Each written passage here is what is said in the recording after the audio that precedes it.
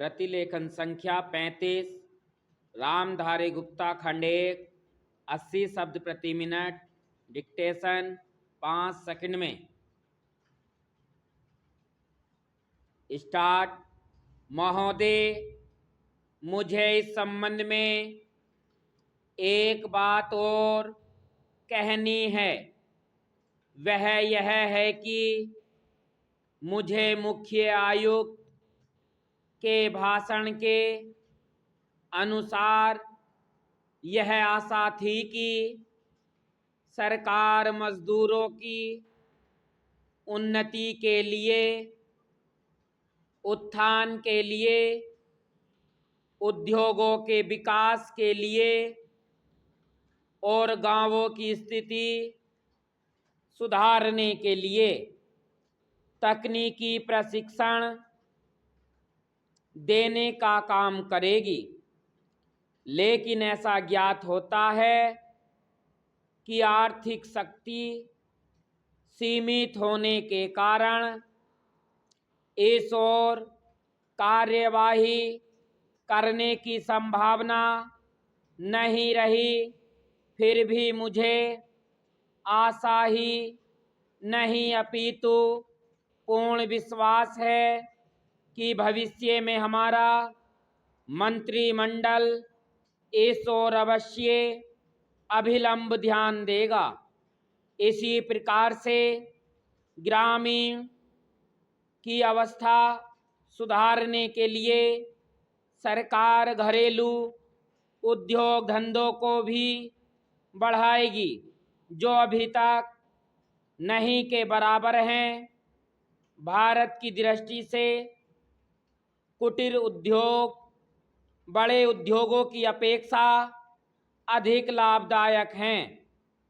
पहली बात तो यह है कि भारत एक गरीब देश है और उसके पास इतना पैसा नहीं है कि वह बड़े उद्योगों के लिए पर्याप्त संख्या में बड़ी बड़ी मशीनें मंगवा सके।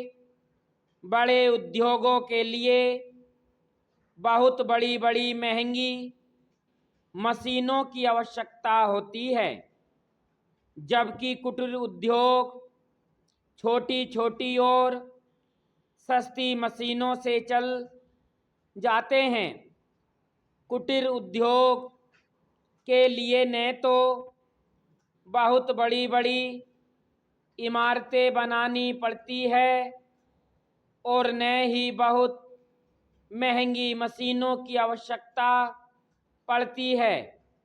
अतः ये उद्योग छोटे छोटे गांवों में भी प्रारंभ किए जा सकते हैं। कई उद्योग तो इतनी थोड़ी पूंजी से भी शुरू किए जा सकते हैं कि इतनी पूंजी प्राय हर किसी व्यक्ति के पास होती ही है। कुटीर उद्योगों में दूसरी बड़ी सुविधा यह है कि इनमें बहुत अधिक मजदूरों की आवश्यकता नहीं होती। एक परिवार के सदस्य ही उस उद्योग को चलाने के लिए पर्याप्त होते हैं। घर के सब सदस्य उस काम में हिस्सा बटा सकते हैं। बड़े उद्योगों में प्रत्येक मजदूर को कोई विशेष कार्य सीखना होता है और उस काम में कुशलता प्राप्त करने में उसे काफ़ी समय लग जाता है।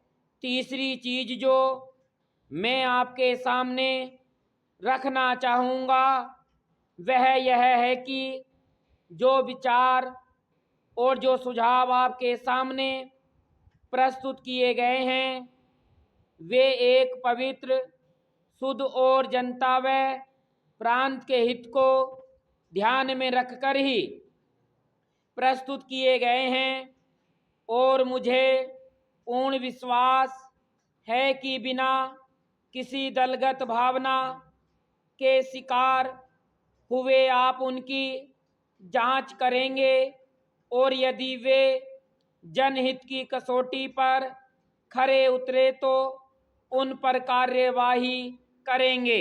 स्टॉप।